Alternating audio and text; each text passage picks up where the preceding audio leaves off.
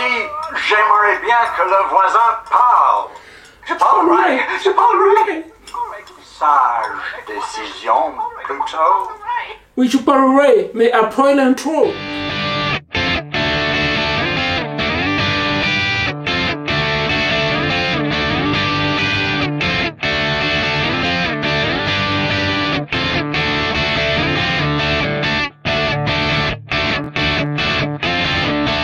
Oui, alors, comme promis, la petite foire aux questions, donc j'ai reçu tes questions, enfin les questions de plusieurs personnes.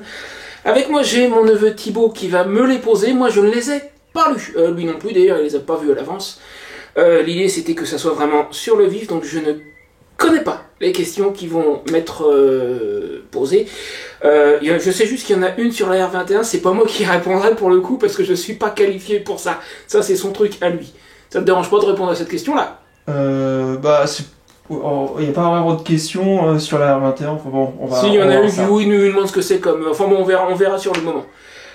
Donc, écoute, allons-y. T'en choisis une première et puis on attaque. Bah écoute, comme t'as attaqué par la R21, on va commencer par celle-là. Donc c'est Jean Rinaldi qui te dit top la R21 turbo, 2 litres turbo, point d'interrogation. Donc je suppose qu'il ne sait pas si c'est celle-là. C'est pas ma voiture, c'est pas mon truc. Donc là, du coup, c'est une question. Ah, parce qu'on voyait une voiture dans une Non, vidéo. dans l'annonce que j'ai faite, en fait, j'ai dit si vous entendez des bruits, c'est mon neveu et ses amis qui sont en train de préparer une R21.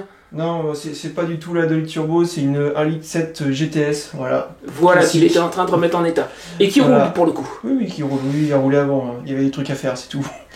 Ensuite, alors attends, il te dit, alors parce que du coup, la vraie question qui va t'intéresser, le concernant, c'est ce qui suit. Sinon, tu penses passer sur l'Hérault vers 7 Montpellier dans le coin, point d'interrogation. Alors, j'y suis passé, en fait, en remontant, je me suis arrêté à Prémian. J'y repasserai volontiers, à Prémian ou ailleurs. D'ailleurs, c'est une belle région, le peu que j'en ai vu. Par contre, je pense pas que ça va être cette année. Parce que, sauf changement de dernière minute, je pense que je vais redescendre vers le sud, par l'est du pays, la Bourgogne, etc. Donc, du coup, je passerai pas par l'Hérault à l'automne. Mais au printemps suivant, volontiers, ouais, ça peut tout à fait se faire. Ok, alors ensuite il y a Relax Sound qui te dit envisages-tu de reprendre une vie plus sédentaire ou comptes-tu améliorer ton confort, entre parenthèses moto, campement, etc. pour continuer dans une vie de nomade, point d'interrogation. Alors, vie sédentaire, pas dans les années qui viennent, ce que je fais me plaît bien, c'est vrai qu'il y a des choses qui vont pas, c'est sûr, j'ai identifié un certain nombre de problèmes que je n'avais pas vus avant, qui peuvent se voir que sur le long terme. Donc reprendre une vie sédentaire dans l'immédiat, non. Améliorer ce que je fais, oui. Donc effectivement, moto, matériel de camping, etc. Tout dépend en fait de la nouvelle moto parce que j'ai besoin de matériel que je ne peux pas transporter. Un lit de camp par exemple, une tente qui soit un peu plus adaptée pour l'hiver, un certain nombre de choses comme ça. Et tout ça dans l'immédiat, je ne peux pas le transporter, donc ça dépend grandement du changement de moto. Il faudra, même si j'aime bien Rocinante, elle est trop petite pour ce que je lui demande. Donc je serai obligé de changer à un moment ou à un autre. Quand exactement, je ne sais pas. Je vais faire ma passerelle moto, déjà obtenir le permis A sans restriction le 9 août, ça y est, j'ai rendez-vous à l'auto-école. Puis après ça, on verra. Ok, on va enchaîner par celui qui t'a posé beaucoup de questions, mais j'en glisserai une de la 4e personne entre temps, je te le signalerai. Donc c'est Brico Nico Maker qui te dit salut Seb, quelques questions de ma part. Alors on va commencer par la première du coup. Au départ, tu pensais prendre une remorque avec une tente pour gagner du temps lors de l'installation et de la désinstallation du campement, mais maintenant tu sembles plus intéressé par une simple remorque bagagère. Attends, du coup la question c'est es-tu décidé ou tu réfléchis encore et quels sont les arguments qui t'ont fait ou te feront changer d'avis? Oui d'accord, je crois voir ce qu'il veut dire. Pour information, c'est ma vieille copine, c'est Sco, là, qui est venue me... C'est une distributrice de poils aussi au passage. Je vois ce qu'il veut dire parce qu'à une époque j'avais envisagé des remorques campeurs avec carrément la tente dedans. Maintenant j'ai effectivement un peu changé d'idée. Parce que la remorque campeur la plus intéressante, c'était la dernière que j'ai trouvée, c'était la Campmaster Air, qui contient une tente qui n'est pas attachée dans la remorque. La tente se monte à part, la remorque rentre dedans et sert de lit. Alors c'est très intéressant pour le lit en lui-même. Par contre, la tente est une tente gonflable et on m'a dit que c'est pas terrible quand il y a beaucoup de vent. Et comme je vais probablement passer l'hiver à Is-sur-Tête près de Perpignan et que là-bas ça souffle pas mal, apparemment les tentes gonflables ça bouge énormément, donc il vaudrait sans doute mieux une tente avec piquet alu ou acier, plus probablement alu, c'est plus léger quand même. Donc je commence à me dire qu'il vaudrait mieux une remorque bagagère pure et mettre dedans la tente de mon choix. Après, j'aurai pas la remorque qui fait office de lit, il faudra que j'ai un lit de camp. Mais la tente sera sans doute plus résistante au vent et plus durable, à mon avis. Ok, donc là on va passer à la deuxième question. Est-ce la première fois que tu vas te rendre en Suisse? Oui, effectivement, je ne suis jamais allé en Suisse. Je suis pas tellement sorti de France, en fait. Je suis allé 2 fois au Texas, une fois au Portugal. Il y a très très très longtemps, je suis allé en Espagne à un voyage de classe. Et puis je suis allé à Madrid en 2011 aussi. Puis c'est tout. Donc la Suisse, ça sera la toute première fois. Mais ça sera avec plaisir. Tu sais ce que disait Coluche à propos de la Suisse? Non, mais vas-y. La Suisse c'est propre, on ne peut pas attraper de maladies, on peut attraper que des médicaments en Suisse. Nico, tu me diras ce que t'en penses de celle-là. Allez, alors encore une de Nico, puis après je mettrai celle de Jean-Pierre. Vas-y. Quand vas-tu te rendre en Espagne et as-tu déjà une idée du parcours que tu aimerais faire là-bas? Alors, idée du parcours, oui, j'y viens après. Quand c'est le gros point d'interrogation. Parce que mon idée d'origine, c'était d'y aller pour l'hiver dernier. J'ai pas besoin d'expliquer pourquoi, tout le monde le sait. L'hiver prochain, est-ce que je pourrais y aller? Je ne sais pas, parce que personne ne peut dire à plusieurs mois à l'avance quelles vont être les conditions qui seront imposées pour y aller, ou même si on pourra tout court. Si je peux aller y passer l'hiver, ça sera volontiers, c'était mon idée d'origine et j'y tiens toujours. Par contre, avec moi, le pass sanitaire, c'est niet. Donc s'ils imposent ne serait-ce qu'un pass sanitaire pour rentrer par la route, je ne pourrais pas y aller. S'il n'y a pas de pass sanitaire pour les entrées par la route, j'aviserai. Donc ça va être fonction des conditions. Quant à mon parcours là-bas, là je m'en tiens toujours à mon idée d'origine, c'est-à-dire de suivre la côte méditerranéenne, donc passer en Catalogne où j'ai 2 amis d'ailleurs que je veux voir. Ensuite région Valenciennes, Murcie, Andalousie. Et une fois là, je suivrai la côte sud pour aller au Portugal. Et retourner à Albufeira où j'ai vraiment passé 2 très très bonnes semaines en 2017 et j'ai envie de revoir l'endroit. Voilà. Ok, donc on va lire la question du coup de Jean-Pierre. Donc comment vois-tu ton avenir dans quelques années?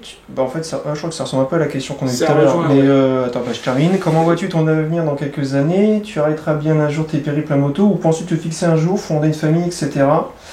Ce qui ne veut pas dire arrêter la moto, bien sûr. Alors, mon idée à long terme, je vais rester nomade, mais à long terme, c'est vrai qu'il serait peut-être pas inenvisageable de prendre un tout petit appartement pas cher, genre un studio, vraiment un petit machin, pour, si j'ai envie de me poser juste 1 mois ou 2. Si je fais ça, ça sera probablement dans le sud de l'Espagne pour y aller l'hiver, d'ailleurs. Mais ça sera juste, je vais m'arrêter 1 mois, 2 mois par an, et le reste du temps, je repars. Mais il faudrait vraiment, ça va pas être pour tout de suite, ça sera pas avant plusieurs années, il faudrait vraiment que ce soit un petit truc pas cher. Ok, donc on retourne sur les questions de Nico. Donc la 4e question, c'est est-ce que d'autres pays t'intéresseraient, comme par exemple la Croatie, le Danemark, l'Écosse, enfin si on peut y aller, parce qu'il y a plus Brexit, l'Irlande ou d'autres, et même sur d'autres continents? Alors, en tant que touriste très temporairement, l'Irlande, je dirais pas non. Mais je connais pas, donc je peux pas dire exactement. C'est vrai que c'est quelque chose qui pourrait m'attirer. Sinon, de façon plus pérenne, genre pour 1 an ou 2, l'Amérique du Sud. Mais ça sera pas pour tout de suite. Mais c'est vrai que c'est un truc qui me tente très bien. Globalement, les pays hispaniques, ça me tente. Ah, surtout que l'Irlande, tu peux y aller en ferry, si je ne m'abuse. C'est très possible. Il y a des ferries directs maintenant avec le Brexit.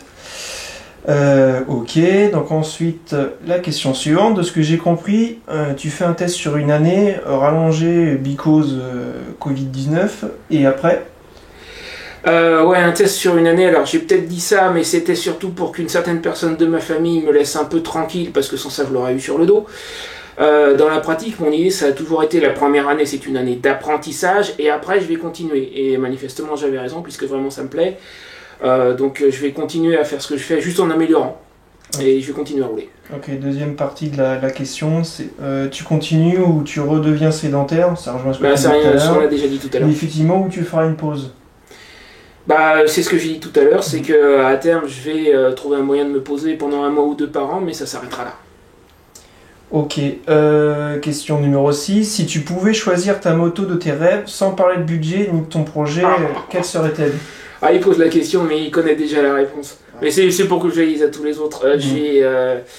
Comme diraient les Québécois, je suis tombé en amour.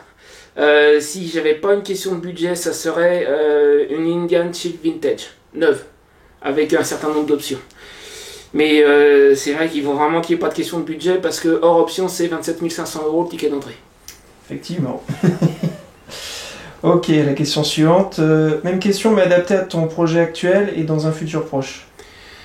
Alors si j'ai un peu de budget qui se débloque, mais qui soit limité, ça sera une autre japonaise de la même série que celle que j'ai actuellement. J'ai une Kawasaki Vulcan 500. Alors ici ils appellent ça EN 500, mais il n'y a que chez nous qu'on appelle ça EN, j'ai jamais compris pourquoi.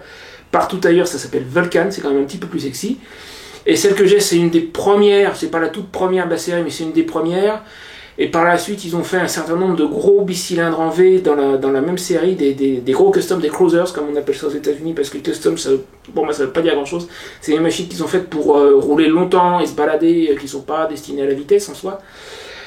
Donc une Vulcan 1500, 1600, 1700 par là. Peut-être plus vers la 1600, parce que ce sont des machines à injection plutôt qu'à carburateur, et encore. Celle que j'ai là, c'est 2 cylindres de carbu et jusqu'ici j'ai eu aucun réglage à faire. Donc à la limite même la 1500 sera un peu moins chère que les autres et ça peut le faire aussi. Voilà. Ok, la dernière question. Est-ce difficile de garder des relations de travail qui continuent à te faire confiance et à te confier des mandats tout en connaissant ta situation actuelle et ton choix de vie? Alors le truc c'est que je rentre pas du tout dans ce cadre-là puisque je suis distributeur indépendant pour en affiliation pour une société qui fait des services et du coup moi je présente les services à un futur client, je l'amène à la société, derrière c'est la société qui conclut, qui s'occupe du support client, qui fait tout, donc les relations que je peux avoir avec les clients, je fais un tout petit peu de support à la rigueur mais ça va pas très loin. Et c'est de toute façon tout en ligne. Même quand j'étais chez moi dans mon appartement, c'était en ligne. Alors du coup, de ce point de vue-là, ça change strictement rien le fait que je sois sur la route. À la limite, ça a un avantage, c'est que je rencontre du monde. On a fait le tour ? On a fait le tour. Ça y est. Eh ben super, merci beaucoup à tous ceux qui ont posé des questions. Merci Thibaut de m'avoir donné la réplique. Et puis sur ce, je retrouve tout le monde très bientôt dans une prochaine vidéo. Toi, t'as trouvé un endroit où te poser, toi, hein?